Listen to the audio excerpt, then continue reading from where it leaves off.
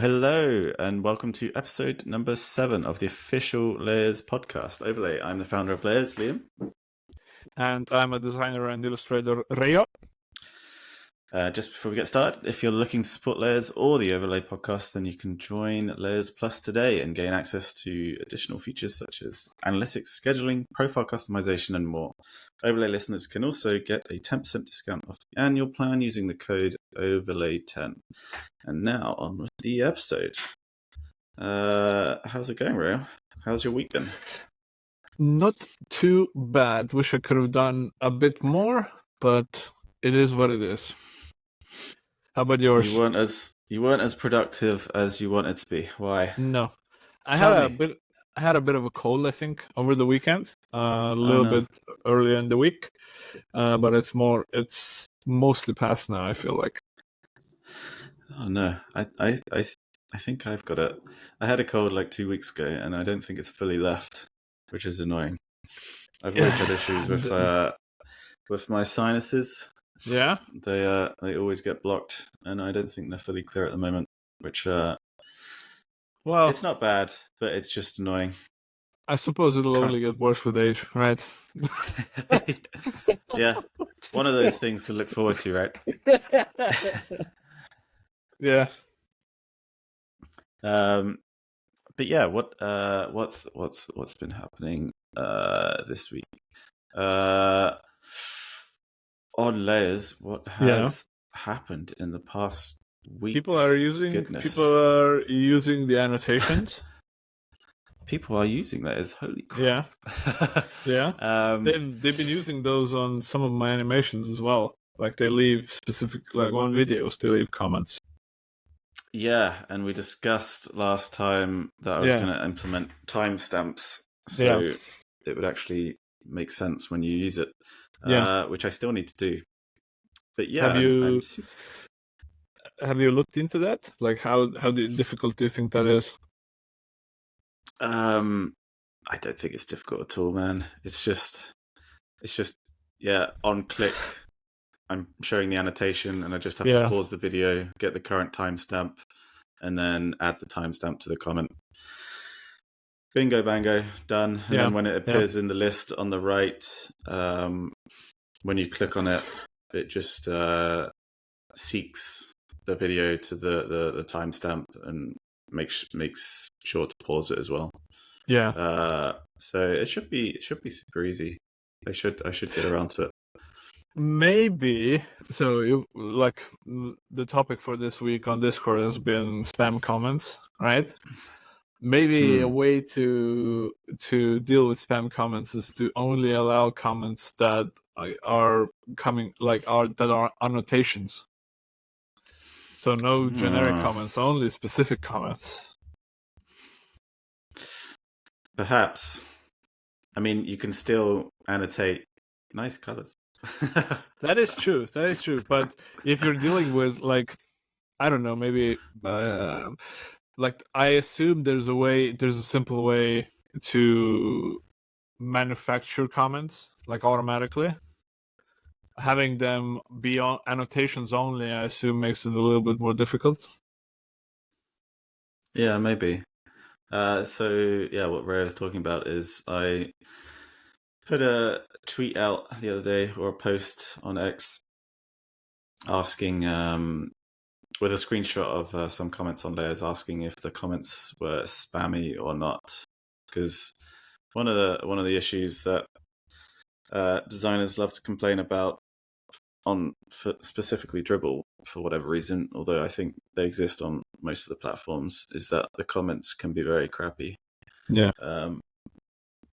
But like I said, the issue I think exists on all communities.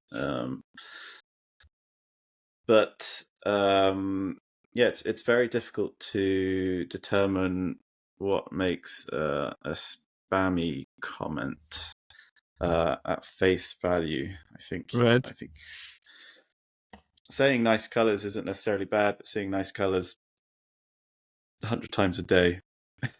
That's something. Spammy. I think that's something. That could be key to solving this. Perhaps is having like a common track record on a profile.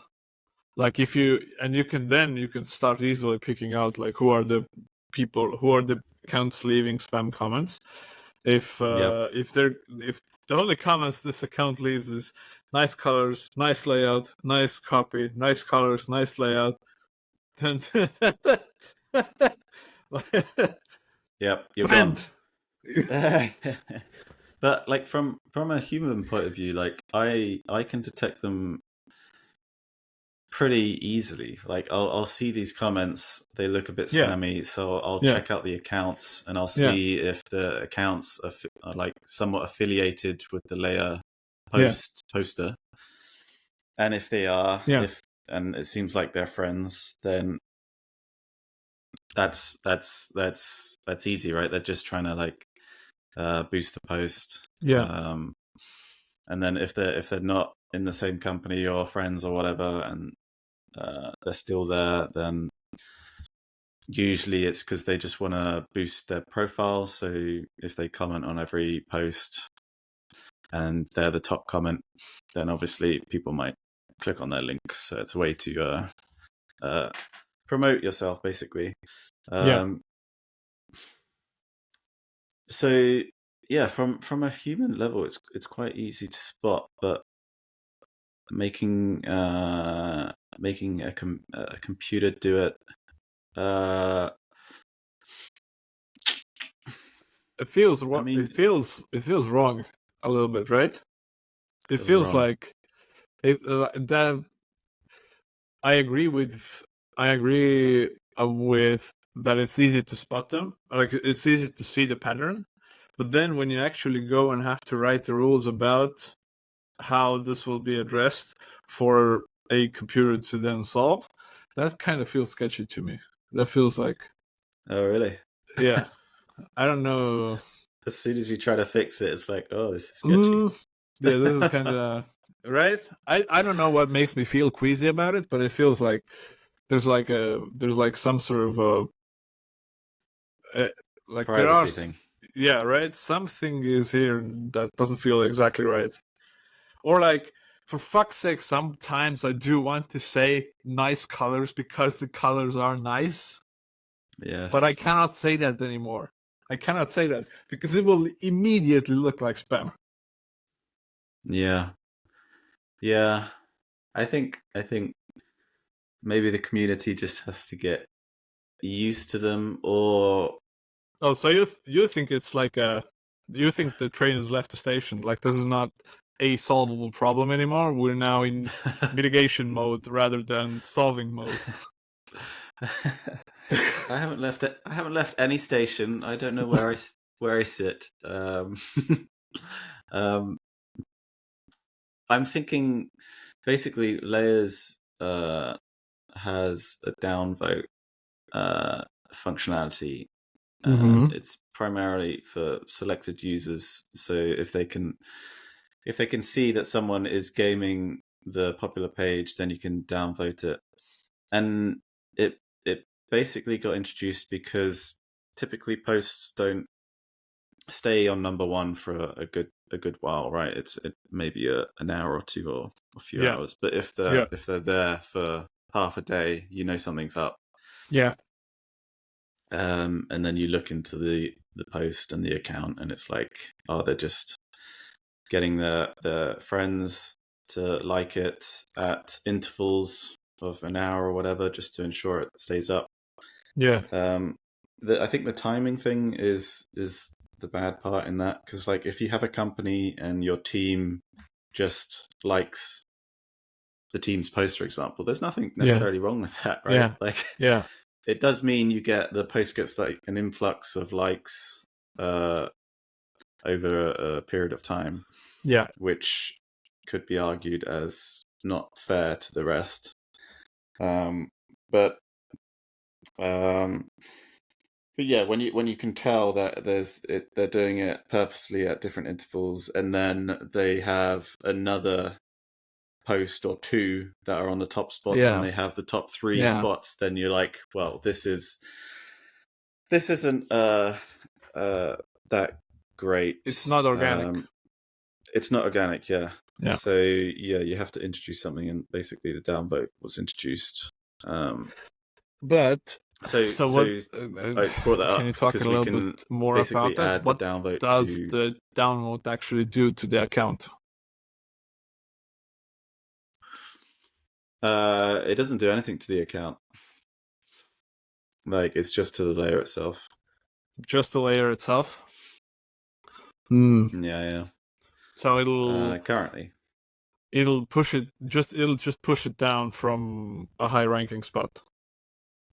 yep. I mean, I did think. Hmm. So I was basically thinking, just adding a downvote to comments. You could do that. You could do very easily. Yeah. And then, but yeah, it's still difficult because you could downvote comments, and then if they are spammy, just hide them like a lot of Yeah. platforms do. They'll hide the Yeah. potential spammy comments at the Yeah. bottom. Yeah. But that would still be based on selected users who decide that it's spam, which for comments might be a bit more individual, or a bit more subjective. Yeah. But nothing is recorded on the account. And I did think at one point to start addressing these accounts like gaming the system is you could have a spam rank or score for each account, and Right. if they are doing suspicious activity or Right. spamming activity, then they can be more leaning towards like a spam account. Yeah. And if they're not, then they're the opposite. At the Yeah. same time, I was like, oh, that feels a bit. You were saying earlier about analyzing comments feels a bit sketchy. That feels a bit sketchy to me because I don't want every Right. user to feel like they're subject to being a potential spam account. Well, But like I feel like, yeah, I understand. I kind of feel the same. But so the problem is separating the organic behaviors and patterns from inorganic behaviors and patterns. I feel like having like being able to downvote a layer which is clearly which is a subject of inorganic behavior is good. But I also feel like there should be like a three strike system for an account, where like an account collects, like you've been downvoted for something specific. Like it's not an accident that you've been downvoted, and if you yep. keep up doing this, that will reflect on your account in some way. Yeah, so there should be something actually tied to the downvote, like a warning. Yeah. That lets them know that hey, you've been caught red-handed, hands up. red-handed. I was just gonna see if I can bring up the poll that I did. What was the results for that? Yeah, that's what I'm trying to track because I remember them being. It started off quite. Basically, I asked. I think this was different to the. This was before the spammy comments. It was like I think I asked the question, "What should you do if you catch someone gaming the popular page?" Basically, and I was like, the options are warn them, suspend them temporarily, or ban them permanently. Yeah. And for the longest time, it was warn. And But then it seemed pretty even towards the end. I can't live and find it. How do I? It's the annoying thing with X. On your account? Yeah, but X doesn't just show your posts, right? It shows all your reposts and stuff like that. And apparently I repost a lot. Okay, I found it. I was just scrolling too much. Oh man, like it is incredibly even. Yeah. I am gonna share the screen, but we have to be cautious of our audio listeners as well, Reijo, which I normally Yes. forget. Yeah, I'm just showing the poll. So I asked, what's the most appropriate action for people gaming the layers popular page? And I put warn, suspend, temp, ban, permanent, and other. And you can reply with other response. And Nice. how even is that? So it's warn is at 36.1%. Suspend temporarily is at 36.1%. Yeah. So exactly the same. Yeah. And then ban permanent is 23.3%. And the other is 4.4%. But also ban is quite high, really. To be fair, like I wouldn't like people deserve people make mistakes, right? For some things. I mean, this is quite a mild I feel thing, like right? It's this is a you're asking a sensitive community a sensitive question. I feel like so people have a higher tendency to react more intensely, I would say. Does that make sense?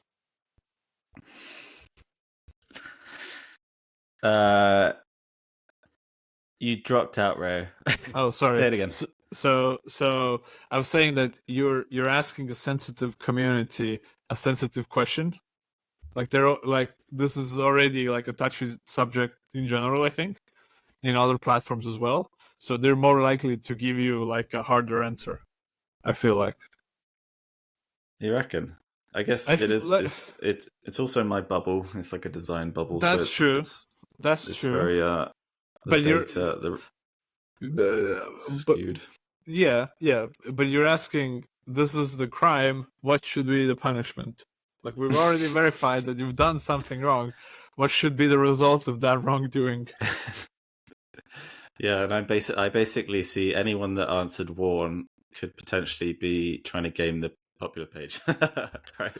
Oh, I didn't even think about it like that, but yeah. Well, yeah, of course. It's like the people that are actually doing it, they're not going to vote bad permanently, are they? They're going to be like, warn, right. warn. Come on, everyone, vote warn.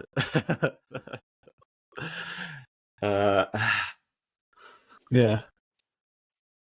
So that would also skew the results, but I don't think there are many people trying to do it, really. There's only been a handful so far.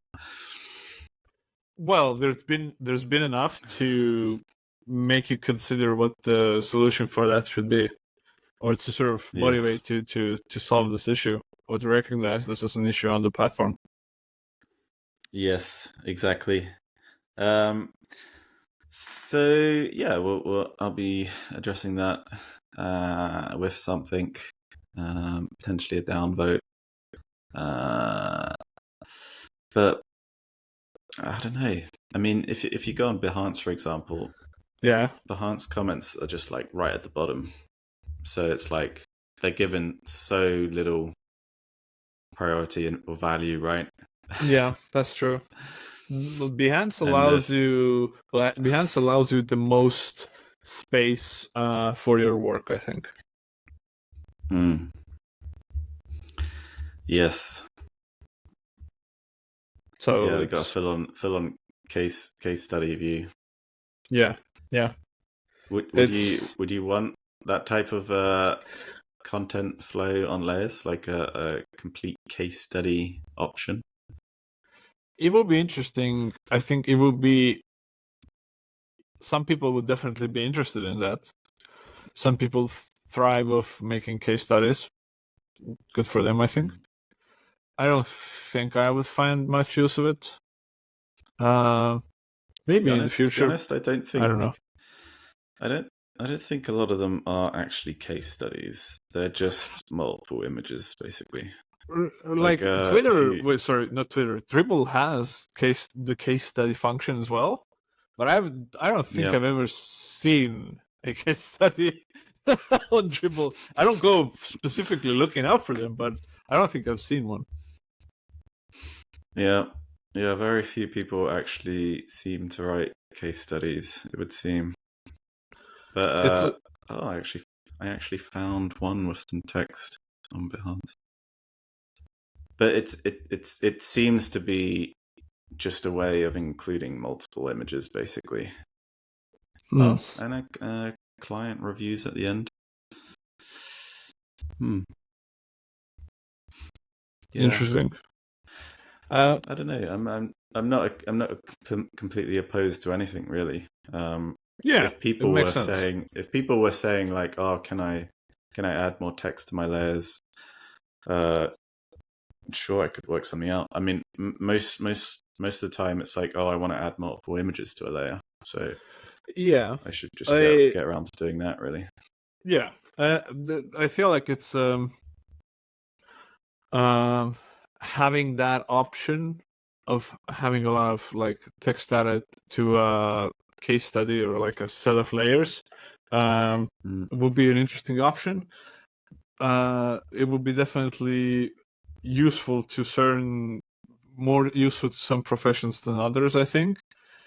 But I don't think that many people will actually use it. I think a lot of people might want it. The people who will actually use it will be like a significantly small percentage of that, I think. yep. I don't, Yep. when I'm going on Dribble or Behance or Layers, I'm not looking for like an explanation of like a 500 word essay on why this is the best whatever the thing is. I'm looking Yep. for small sparks of inspiration. Like I'm not looking for like a huge problem solve. I'm looking for something like very small and very immediate. Yeah. But that's how I use it. That's not how anybody else uses it, I think. Well, it does. I think you're probably in the majority though, right? Like a lot of people are just want to share some kind of visual candy in a way, like Yeah, if they've yeah. worked on something that they're And proud of, they want to yeah, share it off, and then yeah. not necessarily that bothered about sharing about how they got to the result, just that they got the But result, right? but but that doesn't mean that this having that sort of case study or doing that sort of presentation work isn't that's not useless, right? That's still very. I No. think that's important. That has its own specific place. I feel like, but it's not Yep. what I look for. Yep. So, Yes. Um. But yeah, I'm interested to hear what everyone else says. If they want that sort of case study feature. Uh, I mean, the way layers is currently built is you can add multiple layers to a single layer, which basically turns it into a group, an unnamed group. So there's ways that you can build a case study with the existing functionality. yeah, you could add But text images. yeah. Well, you can just add text, right? Like just each layer just needs a complementary image. I mean, I could just remove Yeah, uh, the option, like images could be optional, but then you'd yeah, just be sharing text. You yeah, wouldn't really want that, but yeah, um, basically, yeah, you just share multiple uh, images with complementary text. yeah. And there have been a few accounts that have done case studies like that, and they've managed to look pretty decent, I think. You know what? I feel like um, the silver lining of this conversation should be case studies. I think are uh, under underused and underrated. I feel like because if they're well done, it's like if they're well written, like catchily written, the imagery associated with them is also well selected. It's a great Mm, experience. Like it's very interesting. I feel yeah, like it's an underused tool. yeah. Um, I'm just trying to load one now. Uh, the only issue is with the current iteration of the layer page. Yeah.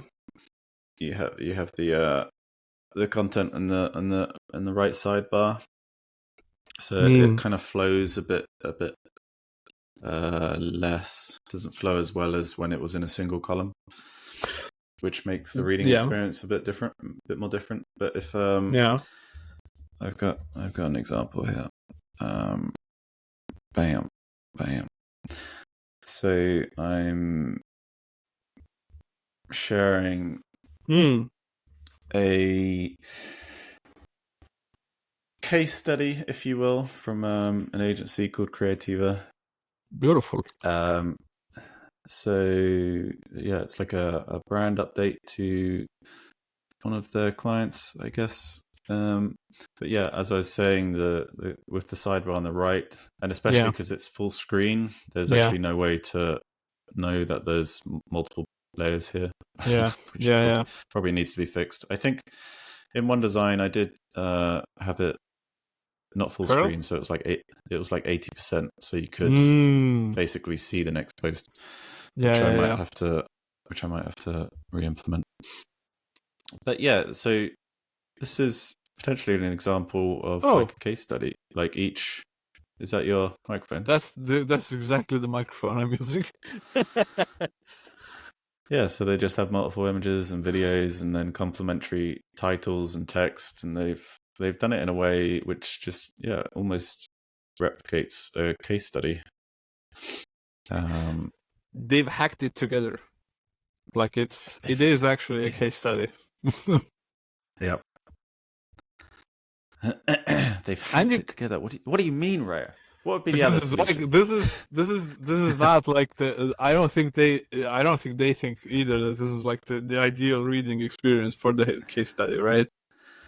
But that's what I'm saying. Is that just the current iteration of the design? Like, should case studies just be in a single column? Is that the?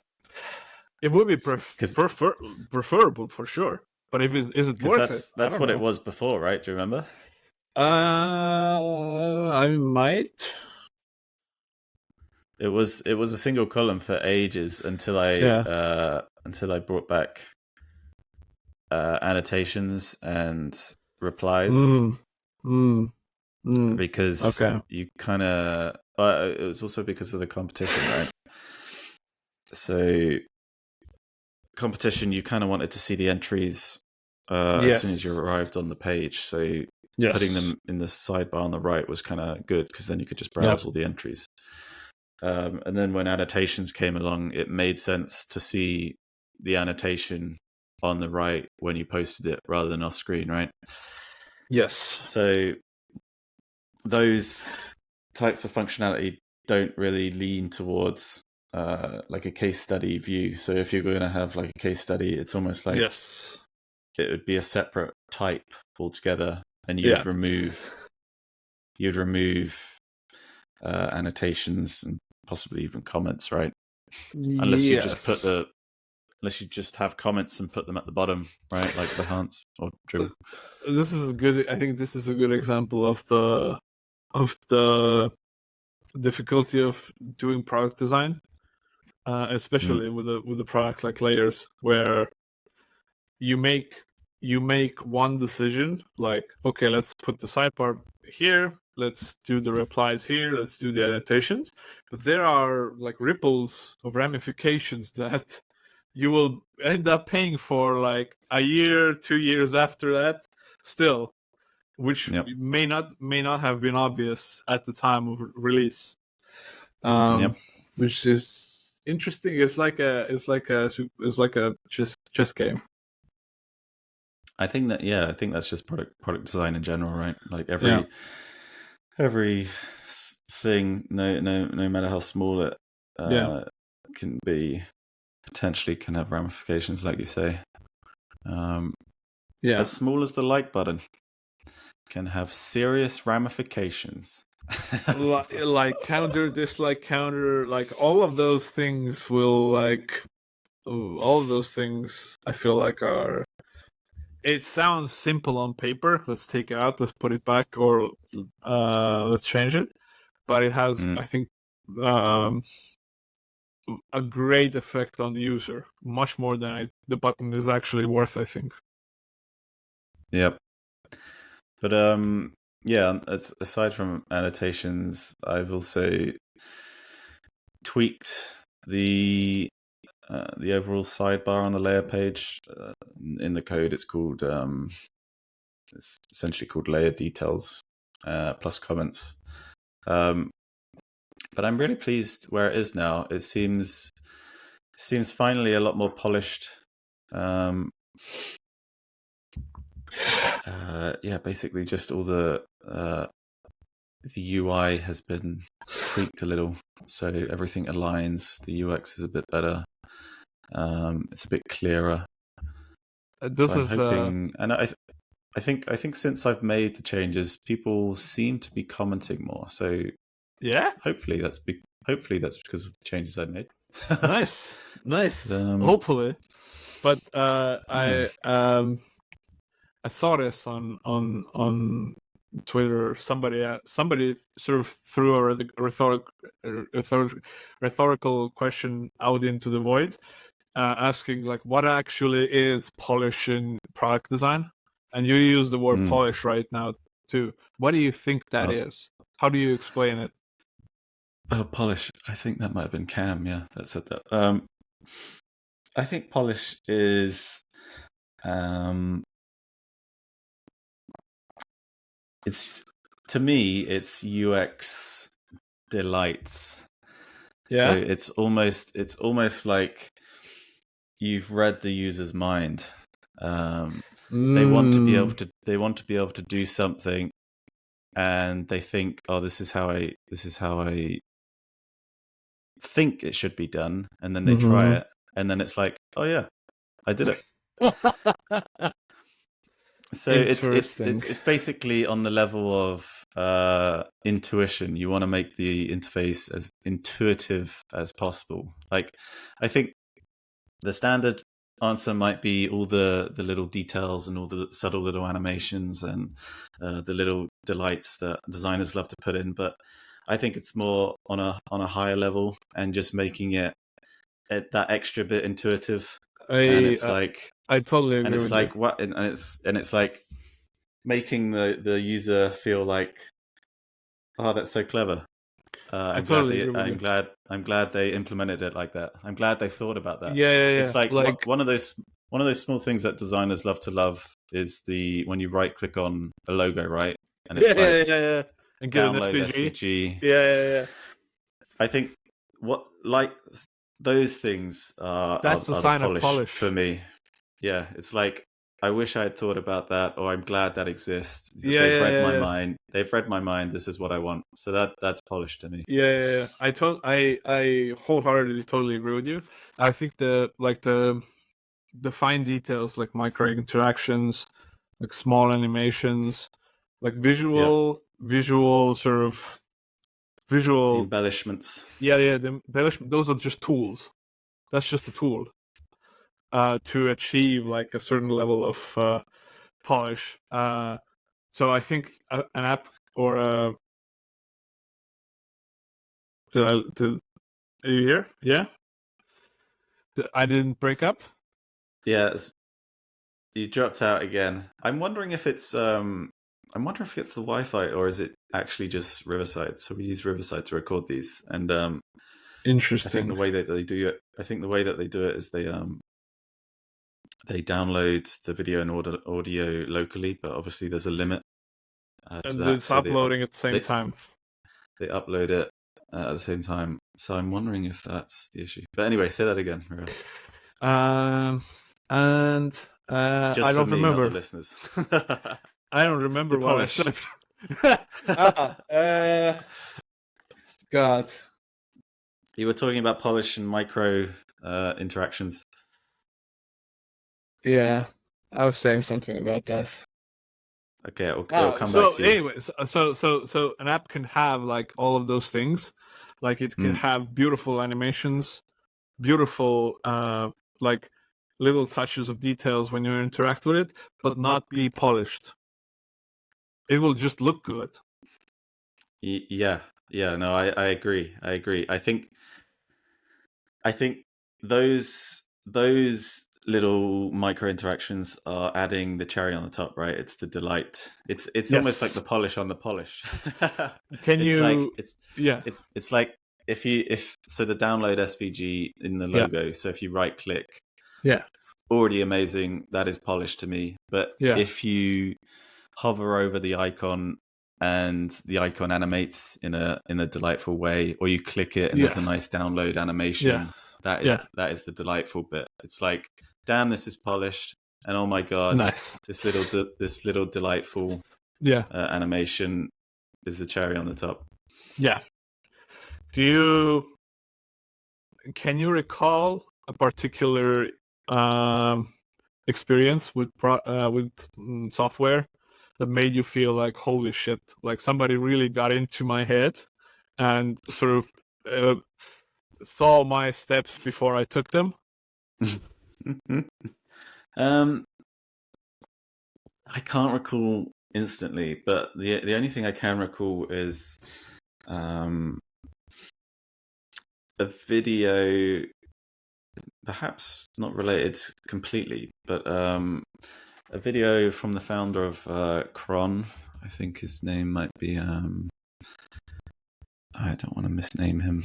I think it might be Raphael. Let me search.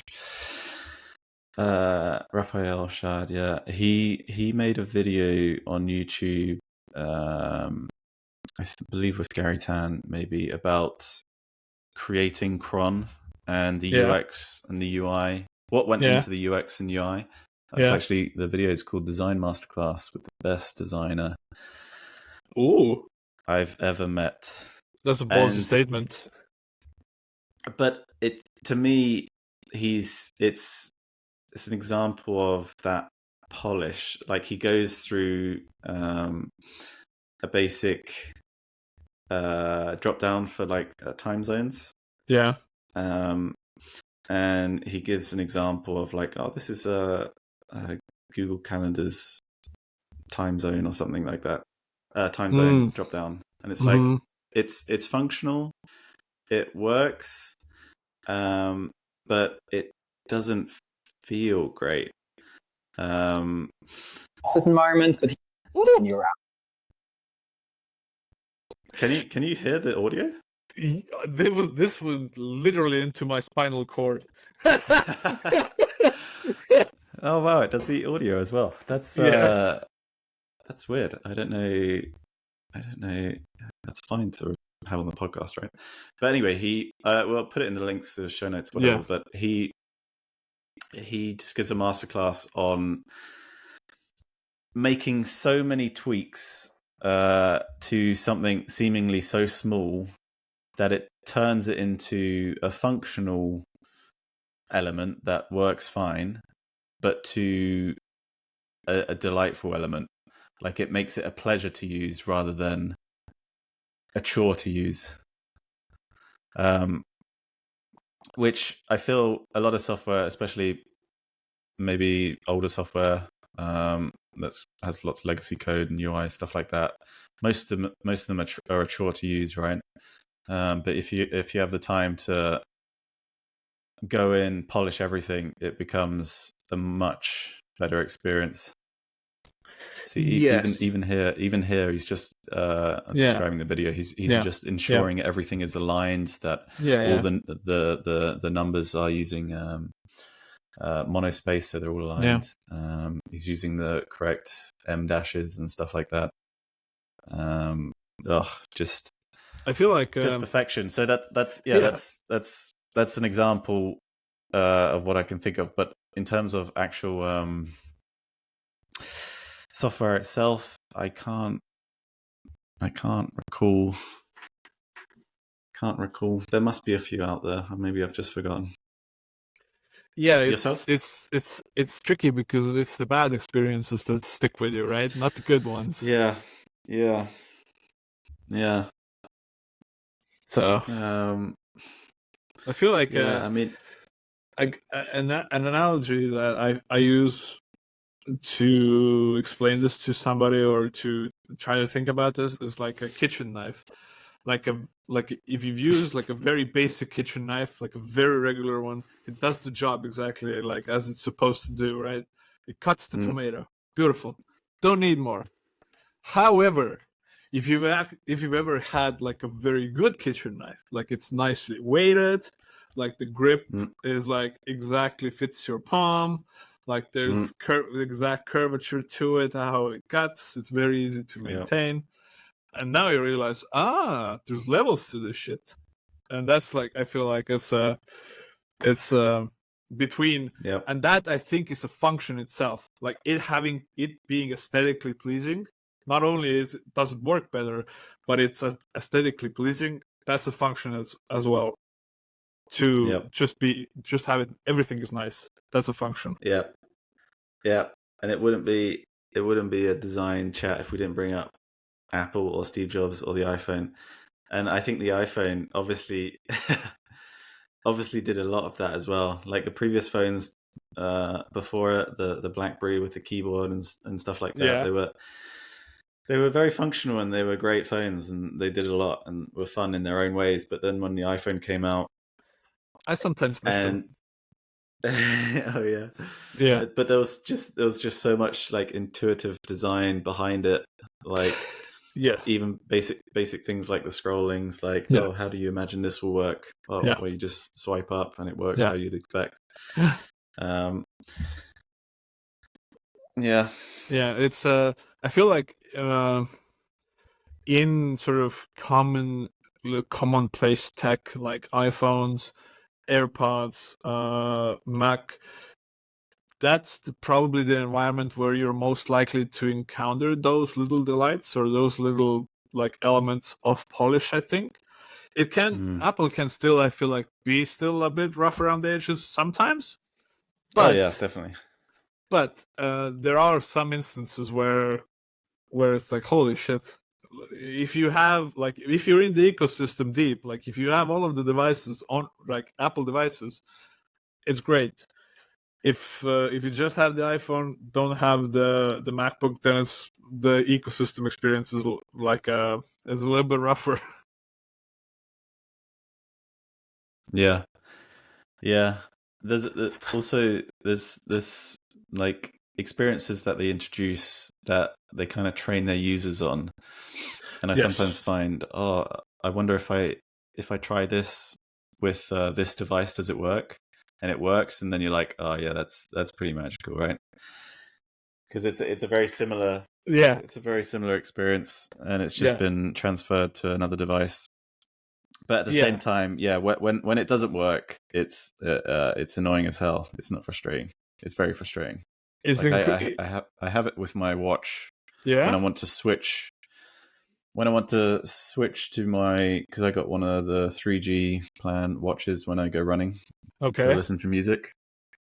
But to try and switch to my watch for Spotify to listen on my watch, it is not a smooth process, or at least I don't know the smooth process.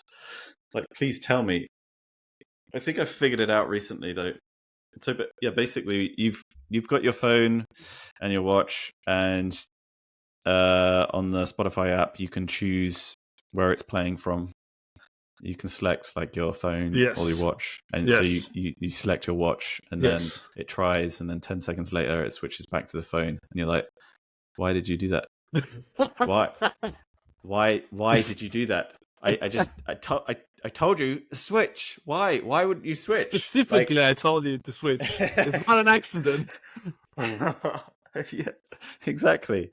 It's like why does the phone have priority? Surely the watch should have priority, because why would you even press that button on the watch unless you meant it? But the only way I found, and that will happen like 3 or 4 times, and I'll get angry, and sometimes it happens on my actual run. It will like stop playing from the watch, and it won't connect to the watch to play from the watch, and it's like, why? What is the issue? And so I just I swear to myself and anyone nearby. But I figured out. I think I figured it out. If I turn my phone off and then switch the watch to use watch, it works. So it's some sort of connection where it's if I turn my phone off, like completely off, then it works. Which is a great experience. And then I go switch to the watch, which I go switch the watch, and it's like, okay, I got nothing else to connect to. I'll use the watch, and I'm like, what the fuck? It has to be. But- It but has it's to be also some like sort of a. it could just be because Spotify is the third-party app, right? And Apple is trying to It's Apple worsen the Music that experience. will work. Yeah. Apple Music probably has no problems, right? But Spotify, any See, third-party apps. Yeah, I think this is the how do we say, this is probably the distasteful part about being in the Apple ecosystem, is that they know that Yes. they've got you in the ecosystem, and they're Yes. like slowly gaining ground, very slowly, but they are gaining ground like around you. They're competing with Spotify, like App I Store. mean, if Apple everything. Music was as good as Spotify and better, I would use it. But it's just Right. not. It's Exactly. their fault. Like Exactly. just build an equivalent or better. Exactly, Like- right? I would have absolutely zero issues using Apple Music if it We're gonna were. get so much hate for that. All the I don't Apple think Music so. lovers. What is the like? You You can send those to Reijo at overlay. Yes, exactly. Yeah. It's like, I don't think this is a point of contention. I don't think anyone thinks Apple Music is better than Spotify. It's ludicrous. There are some people Like- do, you know. Yeah. Well, they live in their own little interesting world, I'm sure. And there's Tidal as Maybe- well. Ah, mate, Tidal, is that still a thing? I haven't checked out Tidal in I had ages. both Spotify and Tidal subscriptions for a long time, but I stopped using Tidal because the software is shit. It just doesn't work as well. Yes, Oh, really? the quality of the music can be higher. The software is shit. High fidelity music. Yeah, it will High offer. class. It will offer. Well, there's prerequisites to this. First, like, you have to have like a good hardware setup for it to actually, for you to listen to the better recordings, I think, or to tell the Oh, difference. yeah? Yeah, for sure. But just the software is shit. It, at least, okay, let me clarify. It used to be shit. Maybe it's different now, but I haven't given it another chance. It's It's just some it's Tidal fans messaging in now as well. yeah, like all 10 of them. Oh. And I used to be a Tidal fan as well. I liked it, but it just doesn't work as well. And I don't want to I don't want to struggle with a music player app. That's like not why I wake up in the morning. Yes. I've never been a complete audiophile, and I've Oh, it's I don't know deep rabbit hole. Don't know. Yeah, I don't know if I can tell the difference. I mean, maybe if no, I had for sure. decent, if I had a decent audio system or headphones, maybe I could tell the difference. 100%. Like I can Yeah. tell you. I have a okay. Let's say I have a sort of a beginner to mid level amplifier, headphone amplifier with a DAC with a signal converter, and I have a set of good headphones. You still on? Mm. Can I continue? Yep. Okay, so Yes. and my wife knows nothing about this, right? My wife has zero understanding of what any of this audiophile thing is. I told her, use these headphones, this device, use Tidal, pick your favorite songs, like listen to your favorite songs on the highest quality, and tell me that you don't hear a difference. And she did it, and she cried. Because she was like from was, the pressure. Oh it was- yeah, there's it- more quality, bro. because it was like, I'm telling you, it was like you put on glasses and you see new colors. That's the kind of a difference it makes. God, you've really sold it. You've really sold it there. I'm gonna have to try now. It's an expensive rabbit hole. But yeah, that's what I'm saying. Do you need like thousands of dollars, pounds worth of audio equipment, headphones, and speakers, or you could get First of all, headphones is cheaper, much cheaper than speakers. Good speakers are like tens of grands. So that's an immediate no. Could I tell the difference with my AirPods Max? Those are shit. They're shit. Yeah. So no. No, compared to good quality audiophile equipment, I don't think any of the AirPods, any of the Apple devices will compare. What the Apple devices have a leg up on is the comfort. Like, it's super easy to use. What headphones would you recommend for listening to high quality audio? I can send you links, but I have on my table right now, I have these, which is a DT 1770 Pro by Bayer Dynamic, which are very nice, but they're closed back, and so they're very intense. Like, if you like hard, like EDM stuff like that, it feels like it's gonna pound in your head. But it's very. I wouldn't recommend this because there's no space for your ears. Like, I can maybe listen to this for 45 minutes and then I'm like, oh, I need a break. But it's very good. Right. It's very intense. But I can send you intrigued now. Yeah, I'll send you some reviews first, so you can kind of start getting an idea of what you're getting into. And then because you're gonna need headphones, you're gonna need an amplifier, you're gonna need a signal converter. Some of these things come packaged, but some don't. Cables, that's also gonna be. What about TV and movies? Do any streaming providers provide high quality audio? This is a good question. Or is it just not in demand? I think the problem rather is that even if they did provide you good quality audio, if you're just using the TV speakers, you wouldn't be able to fucking tell anyway, because the TV speakers are so garbage. You need your own speakers, right? Yeah, you would need some sort of like a home cinema setup to even tell the difference, I think, because the TVs are not.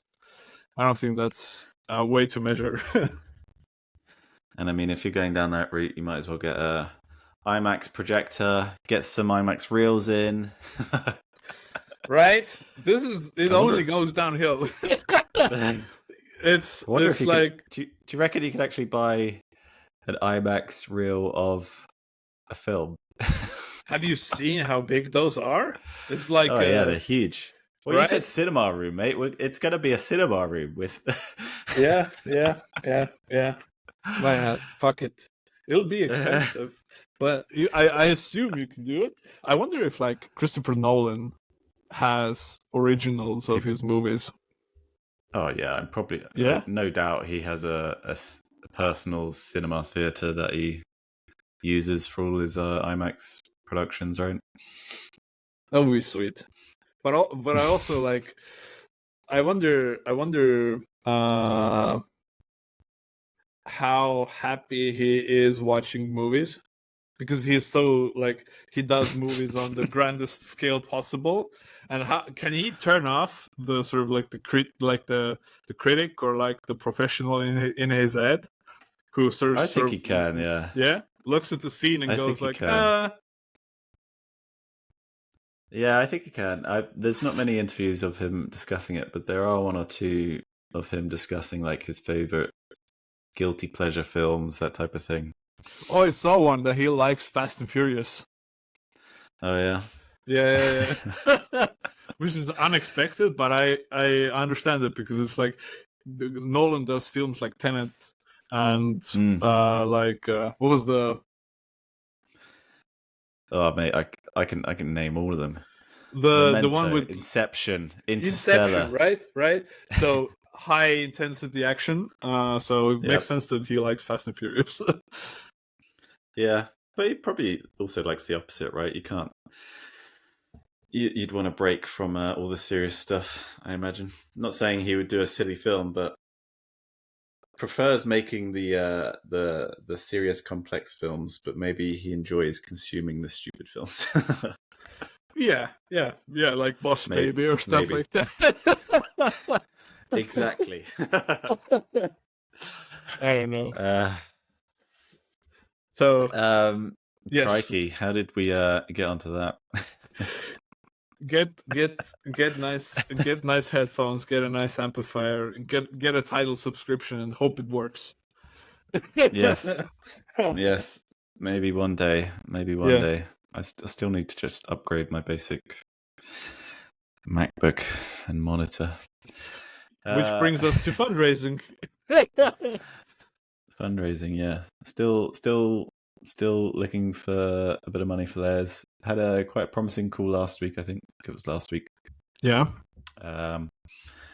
Yeah, need to spend a bit more time on it next week.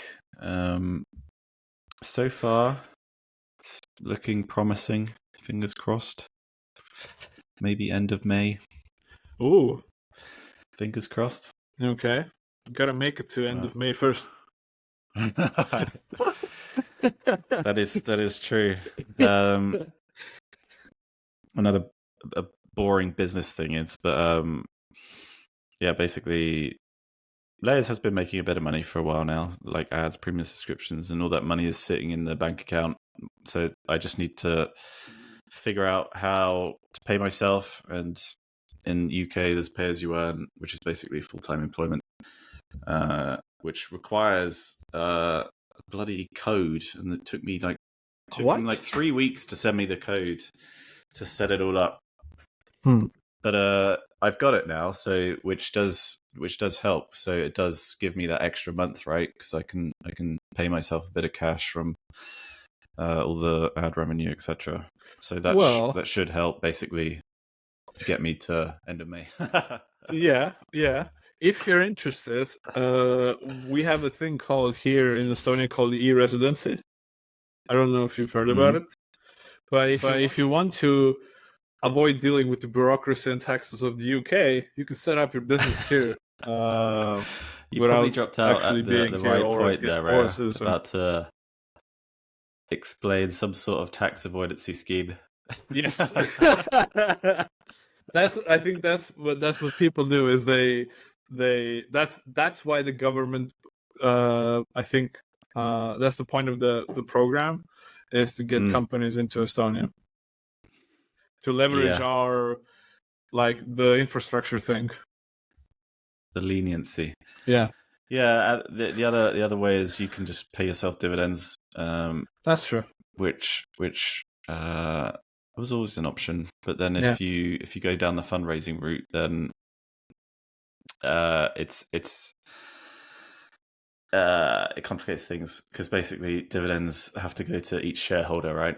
So, and it has to be after a year you declare dividends. Really, I mean, people who do it will take the money out typically throughout the year. Because the money exists, they can, and then they'll declare it at the end, which is risky if you somehow lose the money or whatever, and you can't actually declare it properly. But yeah, I think I didn't want to do that if I was getting shareholders, basically, right? If I was fundraising, because then any amount that I paid myself in dividends, I would have to also divide that up between the shareholders at the end of the year. So dividing money, no bueno. Yes, that complicated things. So I was like, I'll just go as pay as you earn. Yeah, just give me a check. That's it. Just give me a check. Yeah. But yeah, it's going well. Fingers crossed. All right. That's good to hear, I think. You think? What do you mean you think? Well, I'll believe it when I see it. It's good for layers if it happens, right? That is 100%. It's good. Also, a lot of other things can happen. Like you can get hit by a bus tomorrow. Whoa!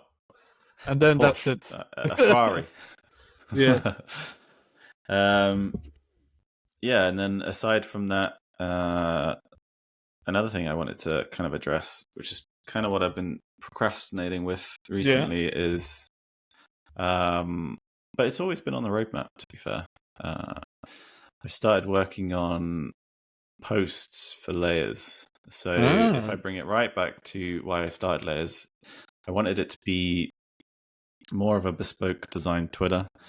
So a lot of people jump ship to Twitter, and they were sharing work on Twitter, but they're also connecting and sharing messages and questions on Twitter. So I was like, oh, this is great. It'd be great if there was a platform just like this, but more suited, more dedicated for designers.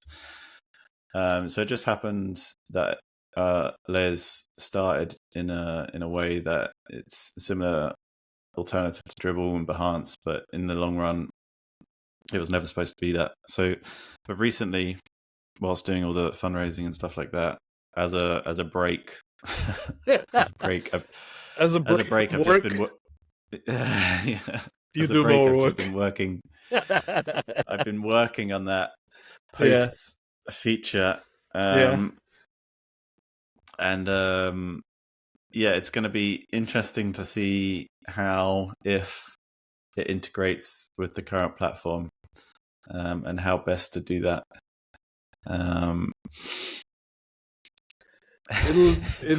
That's fine. Yeah. We'll see, won't we? You're a skeptic, Ray. I'm not. Hear it. I'm not. I prefer a realist than skeptic. I feel like there's a lot of when you're in design Twitter, there's a lot of untapped potential there for the users.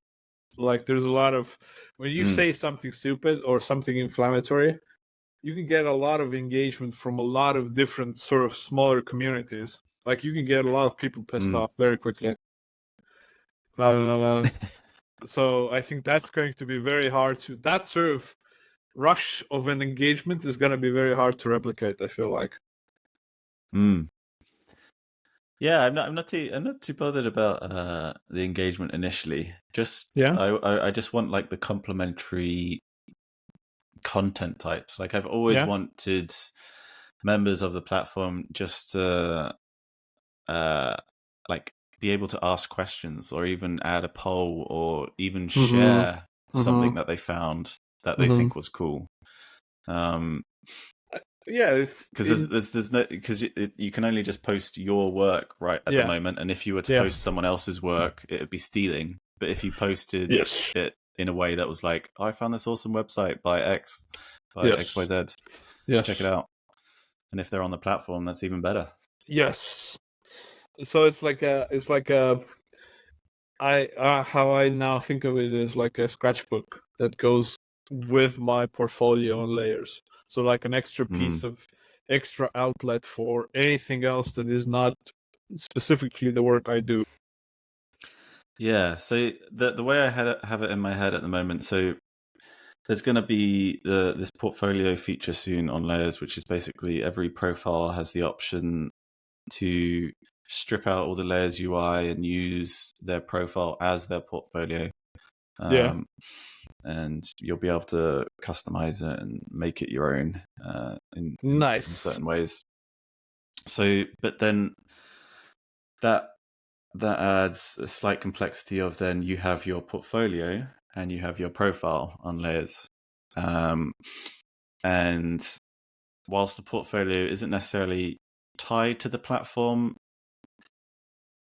in a lot of ways, because there's no UI, it's still kind of is. And then what does that make the profile? Like the profile of a platform like Layers is used as a portfolio for a lot of people currently, but it's really a profile of your activity on the platform, right? That makes sense. Like currently, there's you have likes, groups, palettes, colors, that sort of thing. It should be a page that just basically shows all your activity, and then you have your portfolio. That's the more official, public-facing, check out my work kind of thing. That's yeah, and it's like how do you meld the two kind of is the challenge, because if you want to click through to a user, will there be two links, like, oh, I want to check out this guy's profile, this lady's profile, to see their activity, what they've been doing, or who they follow, etc., or another link to check out their portfolio because I'm a client, I want to see their work, I don't care about the social stuff. Maybe it will just be two links. I don't know, we'll see. We'll see. It'll be interesting. It will be the way you use it and the way a lot of designers use the platform is different to how obviously clients or people that are looking to hire designers use it, right? For sure.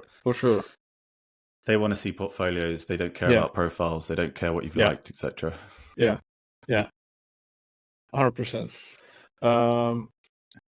So, but I feel like there's two categories of features. There's features that are for designers, and there's features that are for clients, right? The portfolio feature, that's for clients, right? The sketchbook or like the posting thing, that's for designers.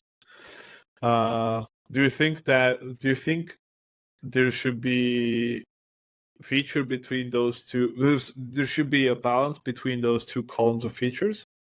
Like you should always keep it like, yes, we make there's a platform for designers to mingle amongst themselves, but also it has the shell of features for clients to find said designers and get in touch with them as well. I think there's Which just is so more much important. I think they're both important. I think having a portfolio that is tied to a platform such as Layers is potentially very valuable. Because if you see the portfolio as the entry point to Layers, for example, you're not signing up to the platform, but you're creating a portfolio using Layers. Yeah. You're then having all the benefits of Layers. Every time you update your portfolio, people can like it on the platform. People can follow you on the platform. You can grow your reputation, your presence on the platform, all while just updating your portfolio, right? And then if you do want to use the platform, you can just go into the platform, start connecting with designers, messaging designers, etc. So it's more the fact that the benefit there is so huge, it feels like it shouldn't go unnoticed, right? Rather than just having your portfolio on your domain that's not connected to anything and it's not doing anything. You yourself have to do all the work of getting it out there, marketing it, etc. But it's just how the two connect in a intuitive, I feel like experience. I feel like I would, let's say you launch the portfolio feature next week. I wouldn't use it because it lacks certain type of social features and also customization features. I feel like if it's just like stripped away, this is just a portfolio as V1, I think it's good, but I feel like what I would like from it is, I feel like I've been ruined by Bento. Like the Bento product is ruined my perception of like what I want from a portfolio, because it's very, like, I can have like a nifty little Spotify playlist there that nobody will listen to. Like I can have some random text there. I can have some work highlights, but also a lot of general work. A lot of customizable links. I'm not gonna lie, like dude. I would love Layers to be the Layers portfolio feature to be very similar to Bento. That's exactly what I want, right?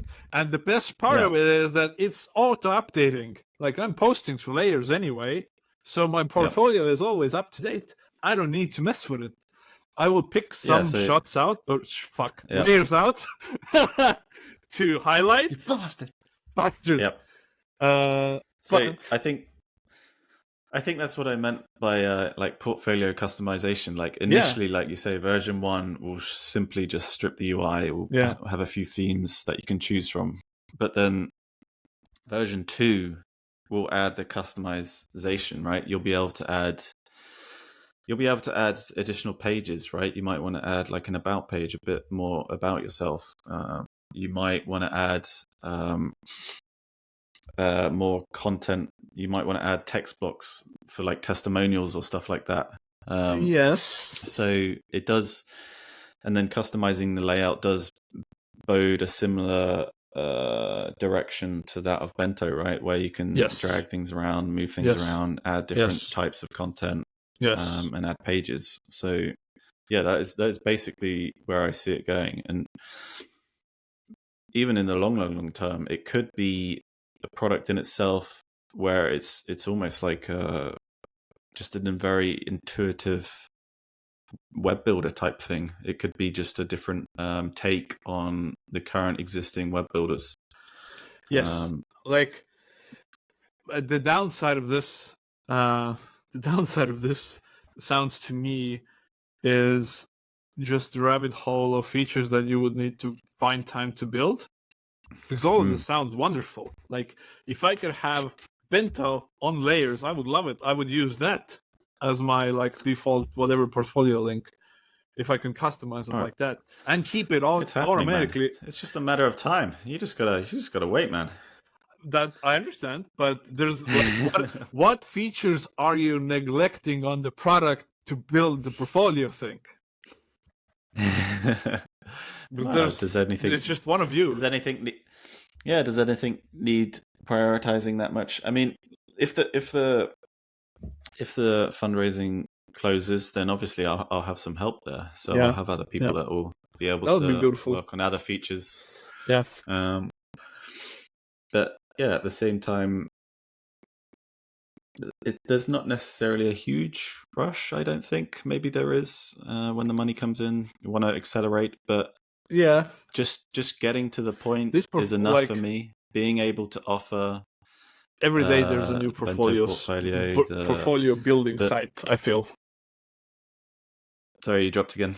Sorry, I feel like every day there's a new portfolio building site I see, and some of them are like copies of Bento or building on top of the concept of Bento.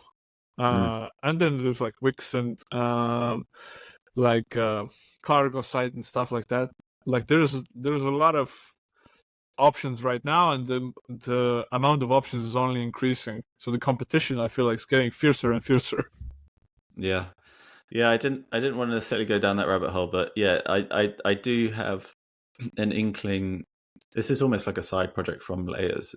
To be honest, I want to try and imagine what the next design UI builder would be.